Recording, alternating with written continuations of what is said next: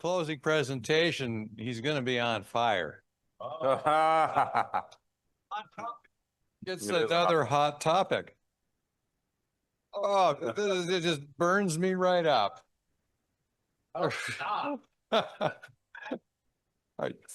Tim Mattox is I think one of the foremost experts on smoke and fire control and smoke and fire control in buildings. And it's who knew somebody from Oklahoma? Okay, there's another joke there we're not going to talk about. Please. It's Ohio now, so. Well, there you go. It's Ohio State, not Oklahoma State. No, I went to Oklahoma State, but I know I'm teasing you. Okay, Yeah, never no. mind. Look, the stuff with respect to stuff with fire and smoke is a really, really big deal. We seem to have been forgetting a lot of what we've learned over the past century and are doing stupid things. And it's important for us not to do stupid things. And tell us how not to do stupid things, please. We'll certainly try to. Today, I'm going to be talking a lot more about sound and how it is associated with fire protection. Then I'm going to concentrate on fire protection, but I'm going to show you that there's a symbiotic relationship. When you do fire stop, you actually do a fairly good job at sound control. But I want to just take time to thank Joe for inviting me to speak this year. It's a deep honor, and I've learned so much. I've been coming to these conferences off and on for about 15 years, and I've learned so much. And one of the things that I've learned from Joe is that if you drop an occasional F-bomb in a presentation, it's actually quite fucking funny, as I just proved. Another thing that I learned from John Straub this morning is that if you read an occasional book, that's kind of a good thing. So I did read a book whenever I was doing my research on something I'm not a subject matter expert on, which is sound. So if you have any of if I get any of the facts wrong, you can blame Marshall Long Acoustics, because I read his book, Architectural Acoustics, to get some of my facts. So without further ado, I'm going to go ahead and move on forward. I'm going to skip past that slide. It's just talking about what I'm going to teach you today. But let's go just to kind of the follow of how I'm going to go through the presentation is I kind of associate things that I fight as my enemy. So in my world, fire is my enemy. And in The Art of War, Sun Tzu wrote that if you know yourself and you know your enemy, you will win every battle. If you know yourself but don't know your enemy, you'll succumb about half the time. And if you know neither yourself nor your enemy, you'll lose every battle. So I look at these things as my enemy. And I think that if you, and I'm going to, on my first slide, I'm going to talk a little bit about that as it relates to not just fire, but a lot of different things. We're going to talk about what sound is, because that is getting to know your enemy. Sound is dealt with in frequency and amplitude. That's how we define sound, especially as we're talking about sound transmission loss. We're going to talk about direct and indirect paths and how to treat those. Testing for sound transmission loss and sound transmission class, and how you get to that point. And then we'll talk about loudness as a perceived sound, and then the decibel, and what a decibel is. And then we'll get into a little bit more of the fire side of this. Where there is smoke, there is sound. And then finally, some construction methods to improve STC. All right, so a few enemies that you're familiar with: water, what happens with the damage that you get with water, mold and rot, with the weapon that we use, water-resistant barriers, flashing materials, and the wind as we have drier structures, controlled water shedding, whatnot. Vapor, condensation where you least want it.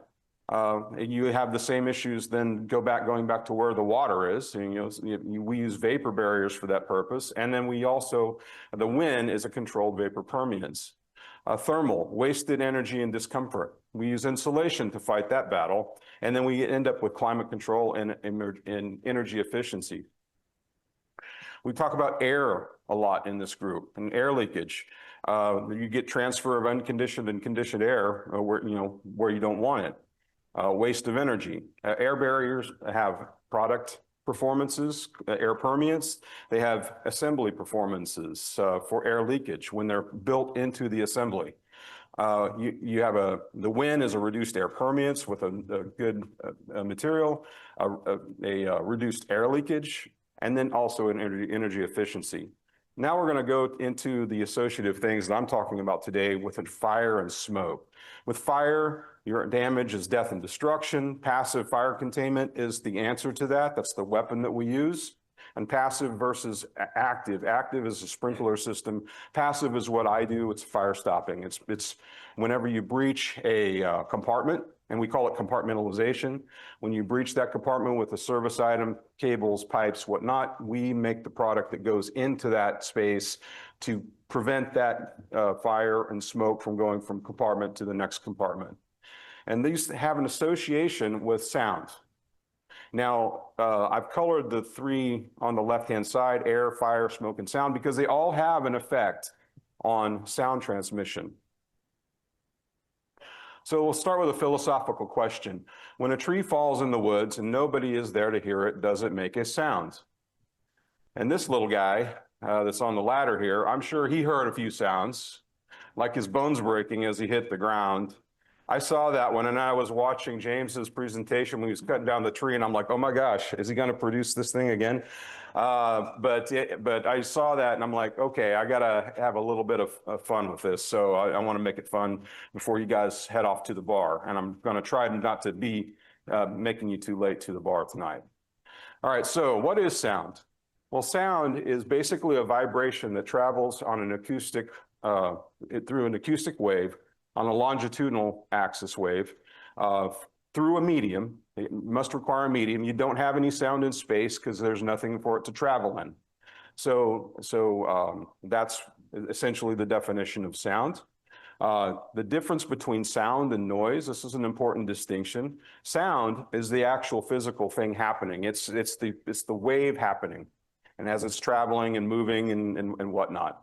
Noise is when it becomes a perceived thing, when it reaches your ears. That's when sound becomes noise. And we don't normally have a negative connotation with the word noise, but you know, like I don't like that noise, you know, that shitty noise. But we have, you know, that's the difference between sound and noise. All right, so sound travels on a longitudinal wave. Now, a longitudinal wave is simply just the motion of the wave is in the same plane as the wave is traveling. So as the pulse, it pressurizes, relaxes, moves. It's moving in the same direction as it's traveling. The motion is. I'll depict a lot of dealing with sound waves in the presentation using a transverse wave, which is what we normally associate with like waves in the ocean. It's just easier to visualize whenever you do that. Like I said, you use amplitude to describe the height of the wave or the compression of the wave and the relaxation, and that's measured in decibels.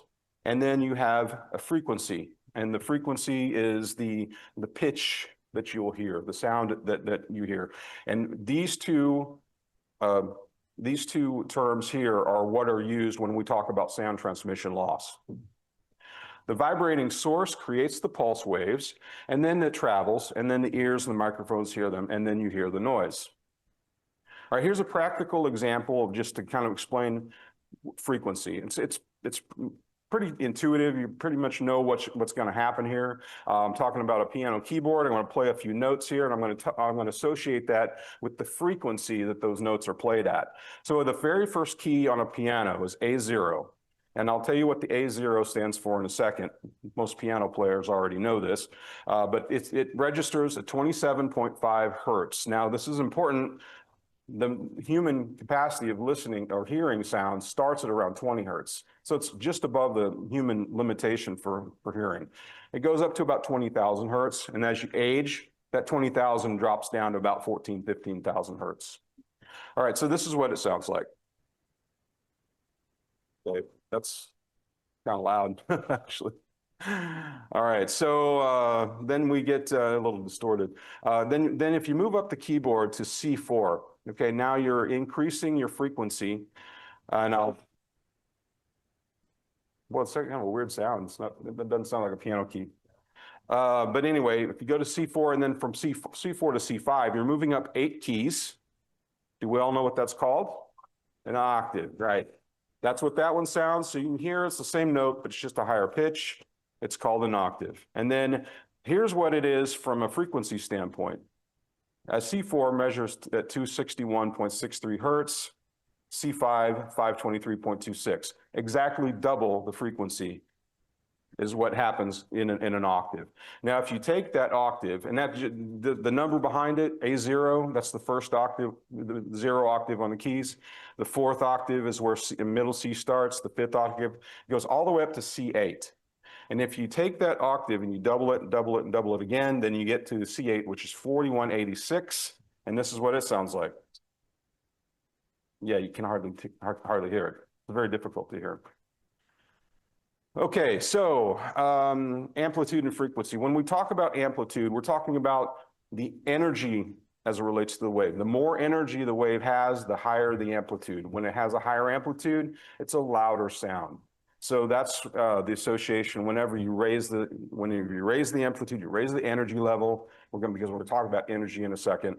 You raise the volume of the sound. When you're talking about frequency and you reduce the frequency or you increase the frequency, the waves come closer together. You have more vibrations per second. A vibration per second is a hertz. You have more vibrations per second. The pitch is higher whenever you move the waves closer together.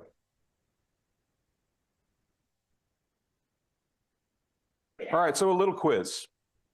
Imagine these red blocks are sound barrier walls, and you're running a sound signal from left to right, and this is the wave pattern that you might take a look at and see happening. So the first one, it's changing the frequency. Yeah, it's changing the frequency as it goes through the wall from high to low. And then on the left to right on B, it's low to high. And then the C, it's the amplitude is going from high to low, and then D, low to high. Now it's your job to pick which one it is. Don't shout it out. I'm just going to share with you the answers because you probably already know. It's not A or B because we're not talking about, especially when we're talking about sound transmission loss, we're not talking about the change in frequency as it's going through the wall. We're talking about the change in amplitude. And if you pick D, if it's a really bad sound transmission issue if you're increasing your sound transmission as you're going through the wall. So C is the correct answer. If that was your guess, congratulations. All right, so let's talk about how sound travels through walls and around walls, because there are 2 paths for sound transmission. The first is a direct path. It enters an adjacent room directly through the barrier. And this is important because this is what you're getting in your laboratory testing.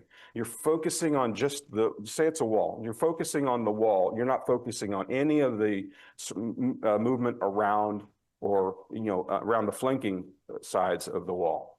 Now, there's also the indirect path, and this is also called, you already used the term, flanking path, and it enters adjacent room through peripheral means, and it can be structural, it can be non-structural, and I'll show you a few examples here. You can have penetrations that come through your wall. You can get some vibrations that the penetrating item carries through the wall. You can also have vibrations on a floor that carry underneath the wall, so it can carry through and then appear on the opposite side of the wall.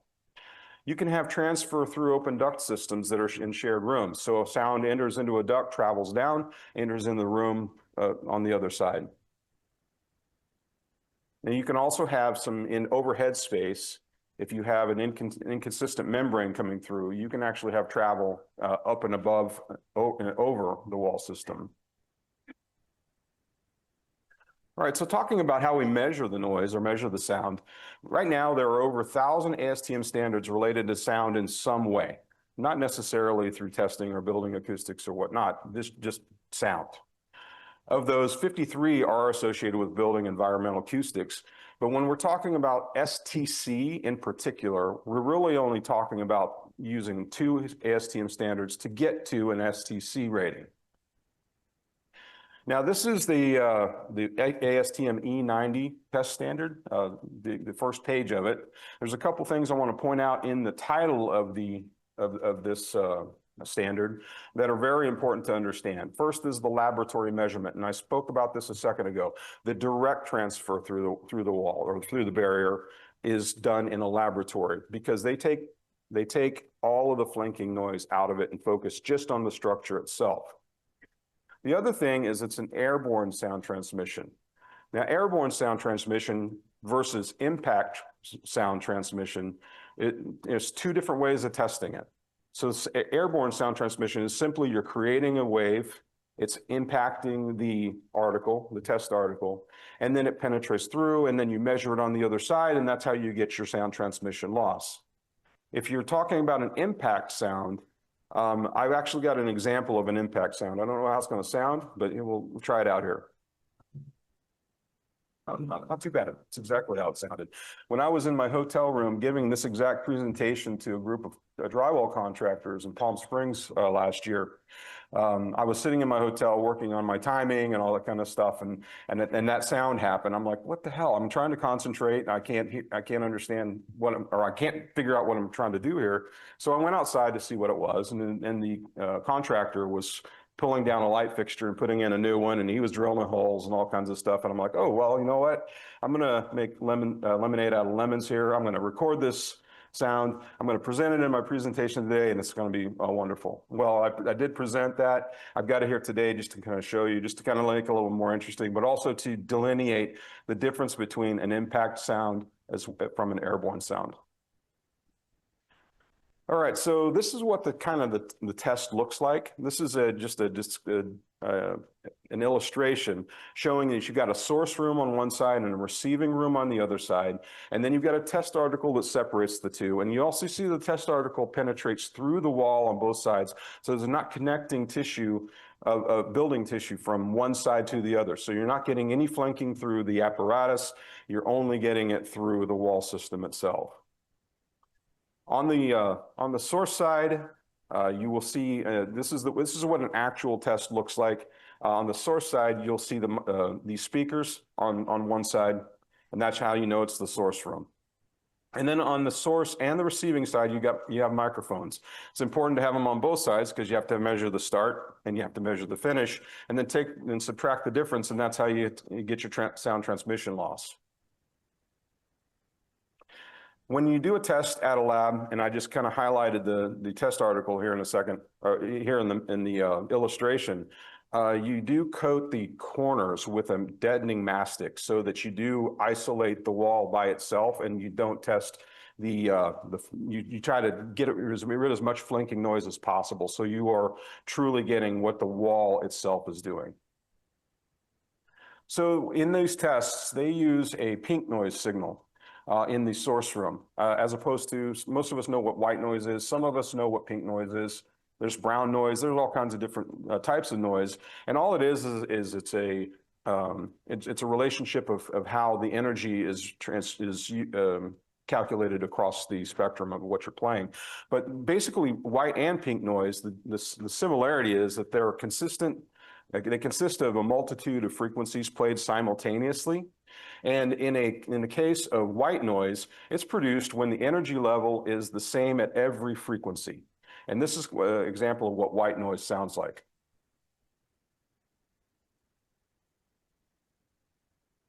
Okay, so what we use in these tests is pink noise, and I'll get into the reason why in a second. But pink noise, the difference is that instead of the same energy level at every frequency, you have the same energy level at every octave, across every octave. So this is it produces more of a bassy feel, bassy sound to it, and this is what pink noise is. Now, pink noise is said to have calming effects similar to a rainstorm. And a lot of people will actually use it to help them sleep a little bit better. But it also, the reason why it's used in the testing is because it represents the most, closely what we pick up as humans, what we register, and it's most close to our perception. So that's why it's used in these tests. So there is a testing path to get to an STC. And that testing path I'll go into it in a second, but what we end up with and what an STC is called a single number rating. And the single number rating that you see here, STC, is simply that. It's just a number that represents the results of a sound transmission loss test.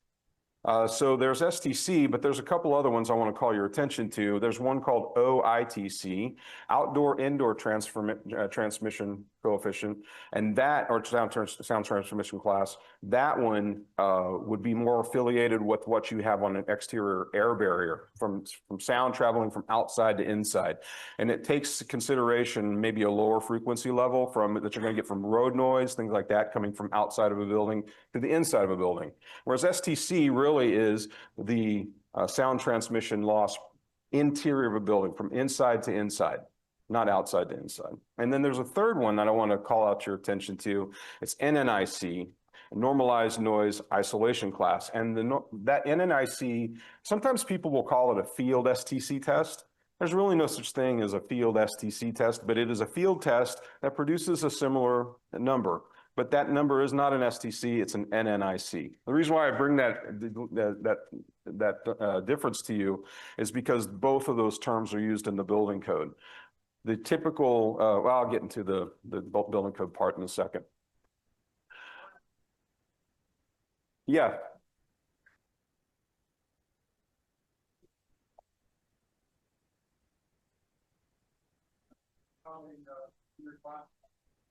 So I don't know the answer to that question. I'm focused strictly on STC here, so I'm not a subject matter expert on sound. I'm just the guy to tell you the story. Yeah, I played one on TV. Yeah. But I guarantee you, it's got a way to get to that point that's a little bit different than the way we get to STC. So it begins with testing sound transmission loss using the ASTM E90 standard.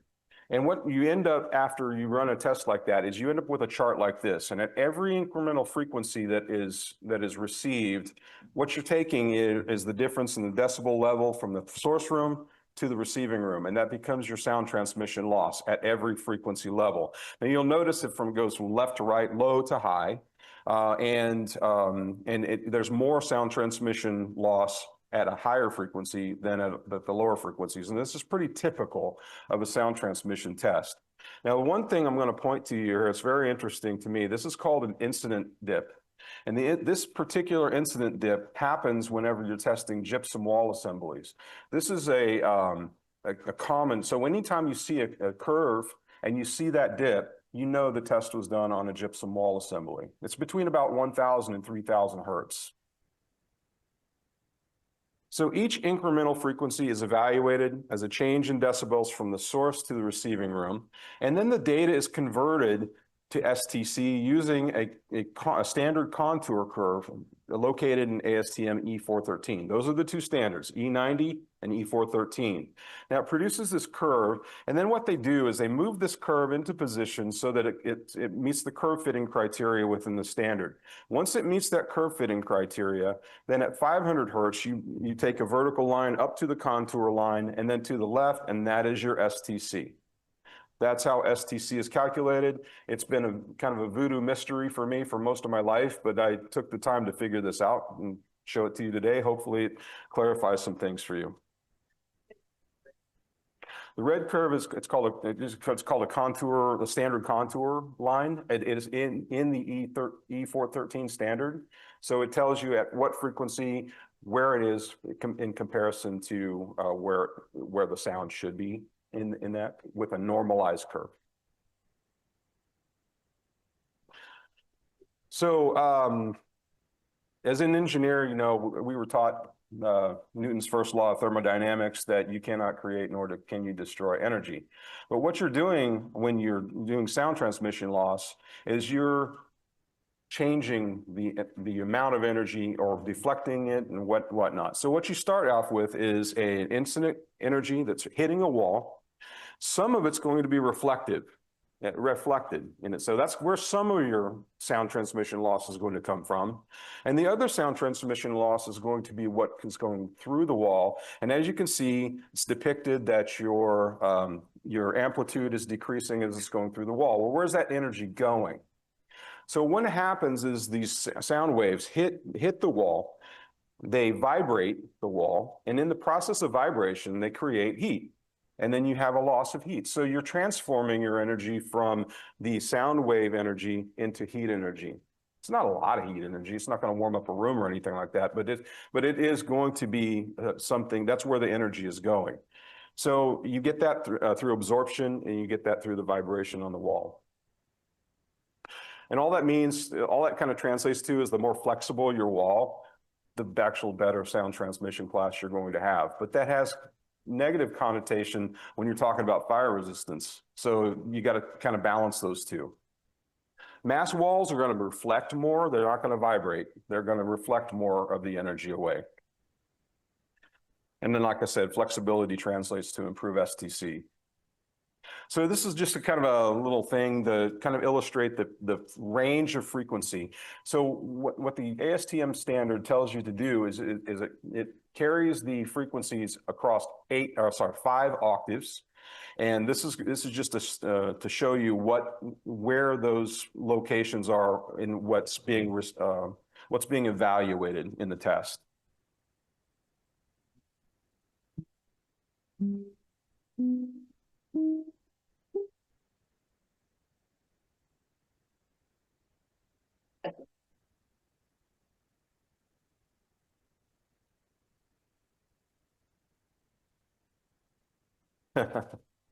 So you. Oh, so yeah, like like I said, as we age, we tend to lose the frequencies in the upper range. So so that's just kind of it. To me, it's just interesting to kind of hear where these values are taken. So it's taking that pink noise, and then it's just registering what's happening at each one of those frequencies, and that's where it's picking up and taking the decibel difference. All right, so what is a decibel? It's a ratio. It's a ratio of a measured quantity over a referenced quantity. And in the case of sound transmission, what we're talking about, or sound, the measurement of the amplitude of the sound, we're talking about sound power. So the sound power numerator is what you're measuring. The sound power denominator is the reference point, which is the same reference point as the minimum that a human can perceive to hear. So when that's equal, your numerator and denominator equal, you get 1. Well, it's the log base 10 of that number. So when you take a log of 1, you get 0. So the 0 decibels means that's about the minimum that a human can perceive. So when you go to a sound chamber, you can actually drop that into the negative. So like a soundproof chamber, you can drop into the negative decibel level. It's pretty interesting because when you walk into those, you can actually hear the blood flowing through your veins. It's pretty cool. So why is the B capitalized? So in the history of creating units, whenever we see a capital letter in a unit name, it means it's named after somebody associated with it, or somebody who has developed it, like Sir Isaac Newton, or the Newtons, capitalized. You've got the Watt, after James Watt, it's capitalized. And the same is here in decibel. It's named after Alexander Graham Bell. Now, Alexander Graham Bell didn't invent it. Engineers who worked for him invented it, and he just got the namesake. So it's good to be king, right? So this is the man who is the namesake for the decibel. It is a logarithmic relationship, meaning it's exponential. So as the decibel level increases incrementally, the sound power increases in a magnitude, every magnitude. So every 10 decibels, you increase an order of magnitude of the sound power. All this really kind of means is that the higher you get on the scale, the harder it is to get to the next level, or the more impact that next level has. So we talk about decibels in terms of, like, it's like, say, a 20 decibel signal is like a ticking watch. And then like 90 for a hairdryer or something like that. So pressure measurement versus perception, sound power versus loudness. Sound power is a number that's measured. Loudness is the perceived. Loudness is the noise. Okay, so what you get is like about a 3 decibel rise. You'll get a noticeable rise at about 3 decibels. When it's around 5 decibels, it's highly noticeable. When you're around 10, it's said to be about twice as loud. It's perceived to be about twice as loud as the 1 decibel. See, the Italians in music have given us these terms that we use, the fortissimo, forte, mezzo forte, mezzo piano, piano, pianissimo, from very loud to very soft. And the reason why I'm using those terms here is because I'm going to do a little comparison to give you an idea of a decibel level that you can actually kind of associate to. So a typical decibel range of a symphony orchestra is 70 decibels to about 110 decibels. So if you've been in a symphony, that's the kind of the range you're going to feel.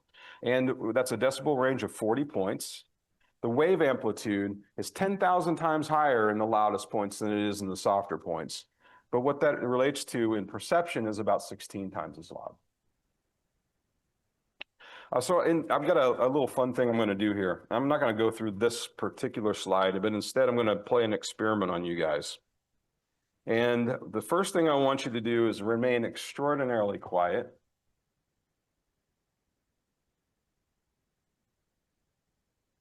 Okay, so we're picking up about 48 decibels in the room, in a perfectly quiet room. Where's that coming from? Probably air movement noises, things like that. But it's pretty quiet. So now what I want you to do is applaud.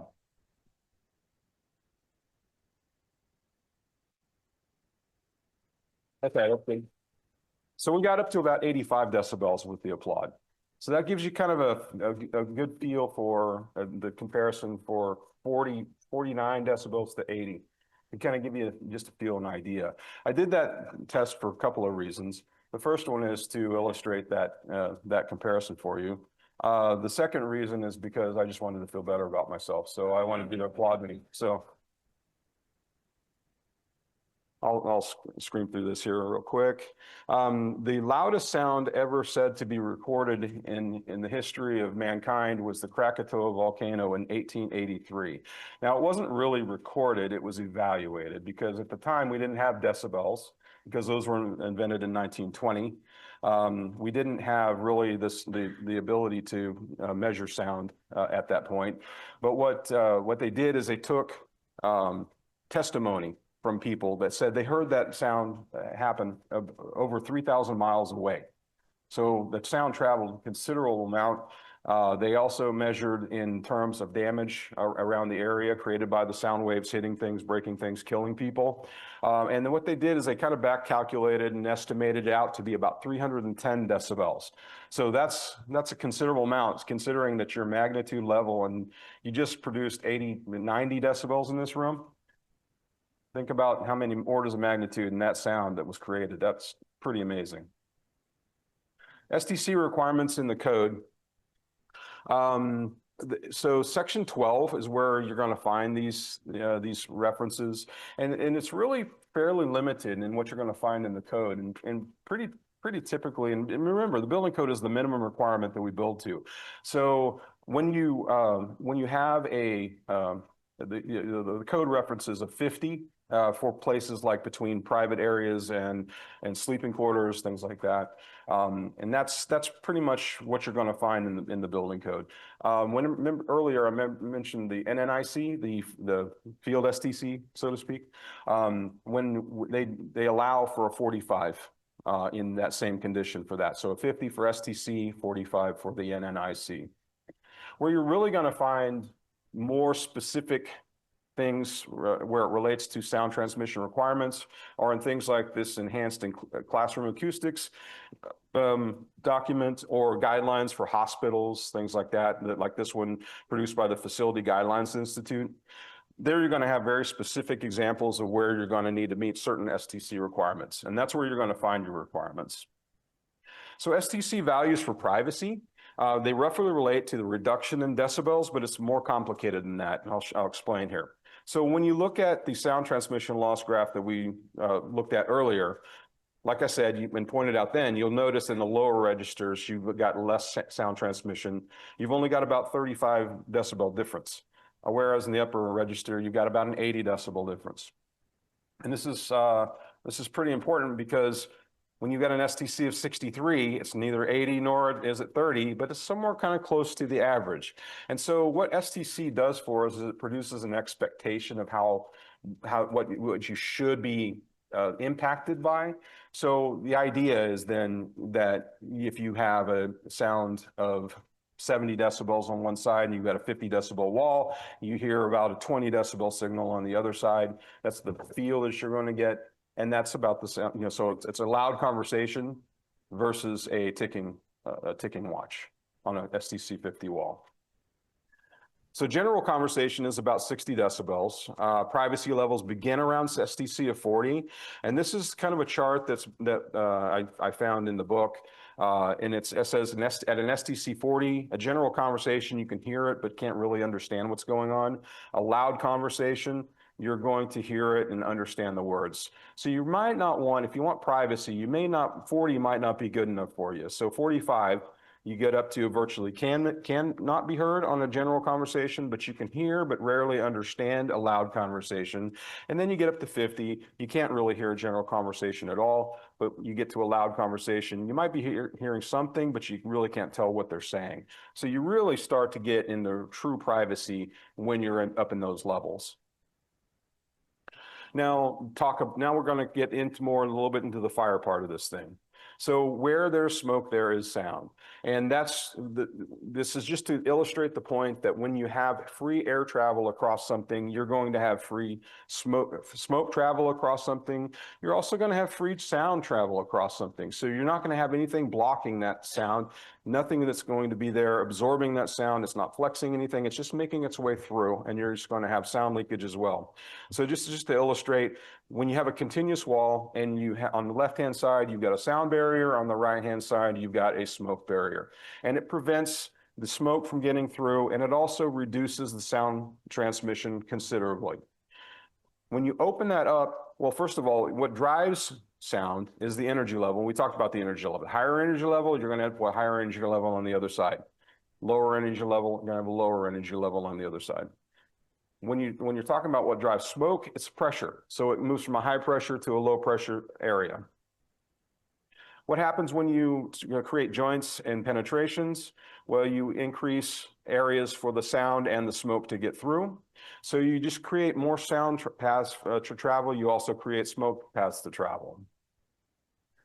Now, the effect of fire stop on smoke and sound, it's pretty intuitive that whenever you fire stop these joints and penetrations, you're really going to eliminate the smoke from traveling from one side to the other. In the same way, you're going to eliminate a considerable amount of that sound by just fire stopping the joints and penetrations as you should. Now, you will have, through penetrations, you might introduce some flanking penetration noise as well. If the penetrations are limited, it's not so bad. Things like cable bundles, they're going to allow a lot of sound to travel through because they're just open cavities waiting for sound to travel. Just a couple of construction practices that are used to improve STC. If you have your standard basic framed wall with a layer of gypsum on both sides, you're going to have about a 35 to a 39 STC. But if you insulate that wall, you're going to be able to raise it up from about a 45 to 50 STC, just by the same wall insulated in the cavity. Throw a few layers of gypsum on that, which is often done. Sometimes you'll find 3 layers of gypsum wallboard on a wall just to attain the STC rating, even though it might be only a 1-hour rated wall. But you'll get up to 50 to 55. If you divide the wall and have a double stud wall, you'll have 55 to 60 you can get to. If you insulate those cavities, 60 to 65. If you spread that cavity even further and add some layers of wallboard, you can get up to about a 70. And then above that, if you insulate the cavities of those on both sides, then you get 70 plus. It's possible. 80 is very difficult to achieve. Very difficult to achieve. So here's just another illustration. When your sound transmission is not working well, say if you're in an office space and there's cubicles. And you've got some sound going on. It's kind of irritating. They'll deaden quite a bit of the sound, but they're not going to take care of everything. So we have this thing called sound masking that we find in offices. And here's Peter Gibbons. He's working on his TPS reports. He's very happy. Everything's going well. And he's got, you know, and then all of a sudden Nina shows up and Nina says, Peter is all upset now because now I can't. That's reports. So the office invests in this masking system, and the masking system works. And then all of a sudden, Peter's happy again because he can't hear Nina doing her thing over there. So just kind of a fun little illustration on that. Just kind of make it fun. All right, so some other ways we can improve STC, add some resilient channels to the wall system, materials that trap air in cavity spaces on surfaces like insulation, some sound attenuating underlayments, more for impact noise than it is for airborne sound, absorbing materials in rooms such as furniture, wall hangings, and rugs, acoustical ceiling panels, making sure that you're not getting some, you know, anything up and over and coming through a non-membrane frame above. Sound attenuating gypsum panels. These are a thing where you actually have a membrane stuck between two gypsum panels, and they actually help to absorb that sound a lot better. And you can actually between standard gypsum and these panels, you can get a 5 to 6 point increase just using these types of wallboard panels. So some fire stopping materials that are used to help improve STC. So anything that seals against airflow, I think that we made that pretty clear during the presentation today. And you also, you know, things like caulks, gaskets, and then on the left-hand side, you see a cast-in-place device that's got a diaphragm. It's going to prevent airflow from traveling through. You prevent airflow, you prevent sound. Another thing you can do is whenever you're choosing fire stop systems, you can look for systems that are noted with a low L rating. L rating has been around forever, but it was normally meant for smoke transmission, and they test the leakage, the air leakage through a fire stop system at a ambient temperature at 400 degrees, and then they tell you, well, it's gonna be a good smoke seal whether the fire's near or whether the fire's close by. So look for a low L rating, and then you're going to find a pretty good performance there, sound transmission wise. I did have an acoustical engineer tell me one time that when they look at designs, they look for the fire rated walls because they realize that they're not going to have a problem with the sound transmission requirements of the fire rated walls because they're going to be sealed in accordance with the code requirements. So that was kind of interesting and kind of got me thinking about putting this presentation together actually. Some other things, materials that have mass, like mortars, concretes, that are going to reflect a lot of the energy. Materials that absorb sound through density and malleability, like putties on outlet boxes. Those are going to absorb a considerable amount of that sound. Materials that absorb sound by trapping air. This was actually a test that we ran with what we call composite sheet, which is an intumescent material on the back of a piece of sheet steel, very thin material. We sealed on both sides of the wall. We tested on a baseline STC 60 wall, and we achieved a STC of 58 with this system. When we opened it up and added fiberglass inside of the cavity, we increased it to 59. So we really were within the margin of error of the test. Just by closing off that air cavity space. So you close off air, you close off sounds. When using materials that are not inherently air leakage resistant, you complement that with sealant. We have historically done it to make sure that we have no smoke travel from compartment to compartment, but we also have noticed that we do have a considerable performance from sound transmission as well. What is what? Oh, that's a collar. It's a fire stop collar. It's got an intumescent material. So when the fire hits, it's going to melt the pipe. The intumescent materials are going to expand and close that off. And then, if you're not Canadian, you have to run a hose string test. If you're Canadian, you have to. Or if you're Canadian, you don't have to run the hose string test. But that's another thing. But in Canada, you have to run it at 50 pascal pressure difference in the furnace, not 2.5 like we do in the States. All right, so we're at the conclusion point, and I think I'm pretty far ahead of schedule, so I think we're pretty good for the bar. So the first thing is it's common sense. Don't cut corners. Use the proper screw spacing. This is both important for fire and for sound. From a fire standpoint, that's how it was tested. You don't want to go wider on your screw spacing. From a fire standpoint, you can go closer together, but not farther apart. But on sound, you're changing your flexibility if you change that screw pattern. So if you increase your spacing, you are increasing flexibility. You're actually increasing or improving STC performance, but you're decreasing fire. And you'll find that's true for pretty much across the board. Anytime you go with a lighter gauge stud, you're going to improve your sound transmission performance, but you're going to decrease your fire resistance performance and vice versa. So they kind of work against each other in that way. So there's a happy medium. Always kind of stick to the design because it's usually been tested for sound and it's been tested for fire. Seal against air leakage wherever it's practical. Whether it's a fire resistant barrier or not, if it's smoke related, even if it's not, just put something in there to seal against it and you're going to improve your sound transmission. If the barrier is not rated, if it's smoke rated, use a smoke and sound product. When designing, consider the flanking paths and try to mitigate that as much as you can. It's very difficult to do that. That's the difficult part of sound deadening, but that's one thing to look at. One very important item of note: there's no such thing as an STC rating for a product. It's an assembly rating. So if you see something on a data sheet that says STC of 65, it doesn't mean the product is rated at 65, and it doesn't mean you can put it into a wall where it's 50, and then you're going to put this in there, magic goop in there, and it's also going to be a 65. Just take that into consideration and make sure that you ask the proper questions. Make sure you look for the test reports that show the sound transmission loss performance, how it was tested before making a decision. And then the final thing, the falling tree does indeed make a sound. It does because it's producing a wave.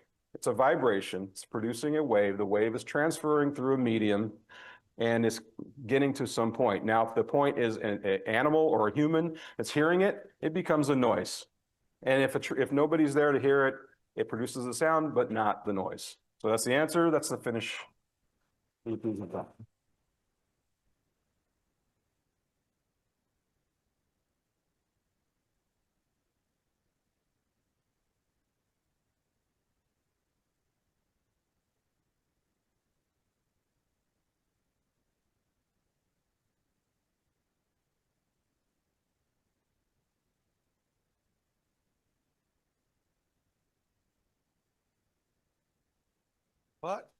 What is going on? What? You turn it on? It's on, perfect. Hey, Dad. Surprise.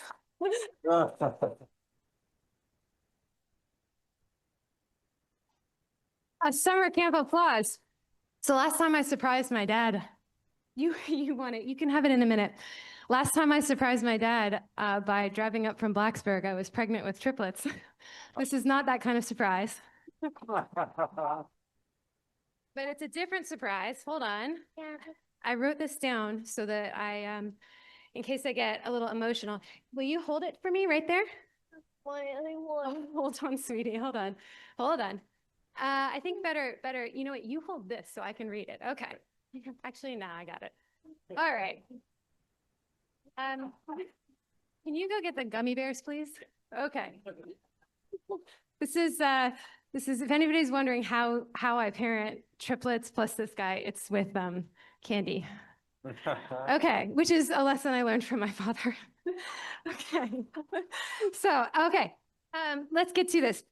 So I wrote this down because I might get emotional. As most of you know, the academic infrastructure related to building science is not as built out, if you'll forgive the expression, as it is in similar fields. And that's especially true for building science in the United States.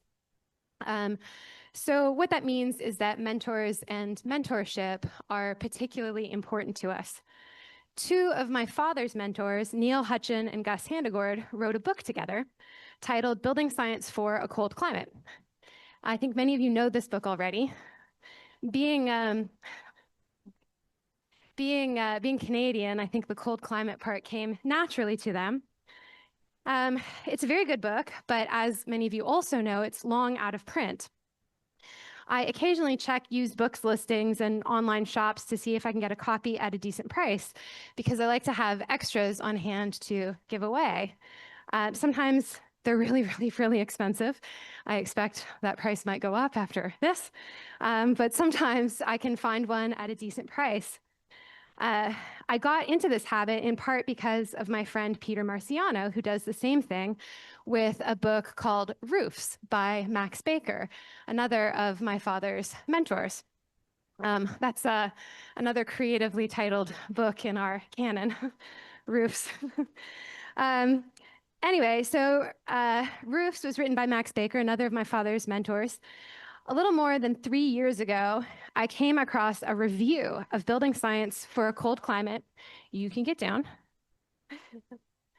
Uncle Andrew's got some more gummy bears for you. So I came across a review on Amazon for building science of a cold climate for, you got it. And I had to read it, right? Because who writes technical reviews for building science books that are like 30 years out of print, right? So I looked at it, and I looked at the pictures of the book that the reviewer had included, and it seemed to me that this was a particularly special copy of the book. The reviewer had used his name, so I managed to track him down to see if he would sell it to me.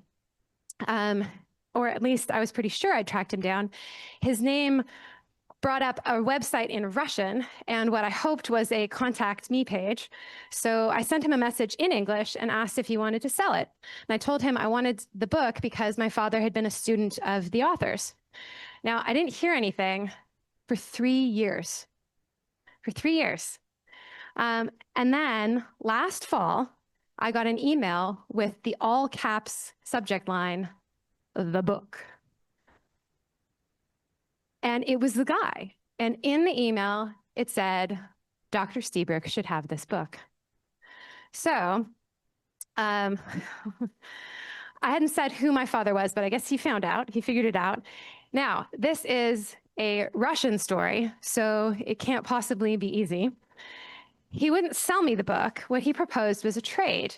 So he wanted a few books that were difficult for him to get, but which wouldn't be very hard for me to get, including Buildings Don't Lie by Henry Gifford.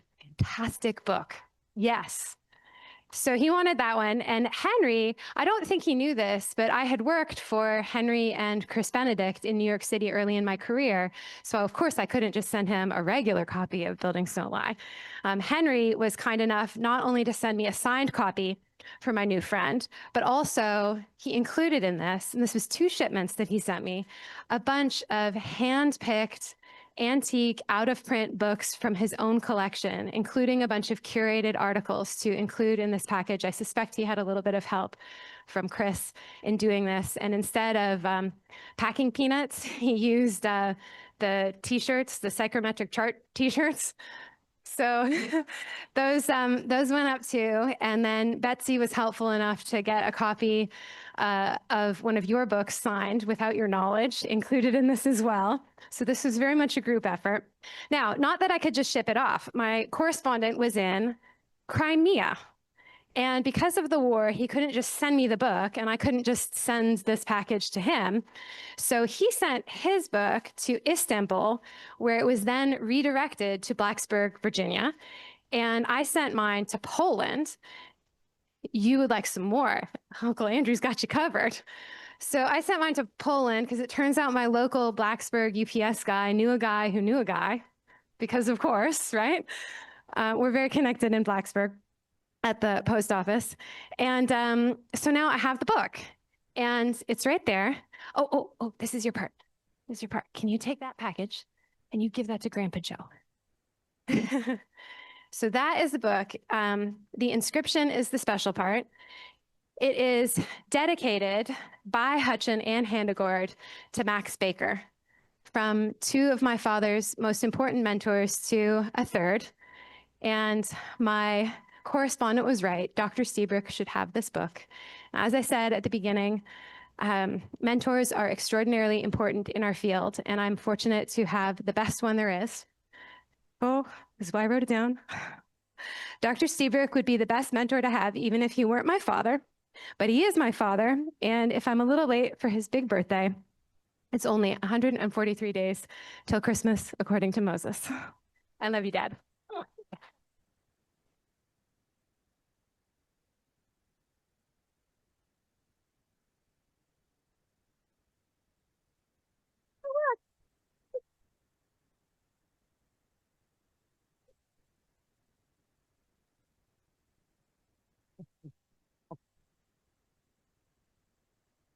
May you have this now. Let's find out how we turn it off, and then you can have it or not. Do you want to say hello to everybody? Say hello to Grandpa Joe's friends. You say hi. Okay. Hello. There you go. First presentation at summer camp right here. Okay, you may adjourn. Wow. Everybody's invited back to the house. There's going to be a heat pump hot water meeting at 5:30, and I need a drink. I love all of you.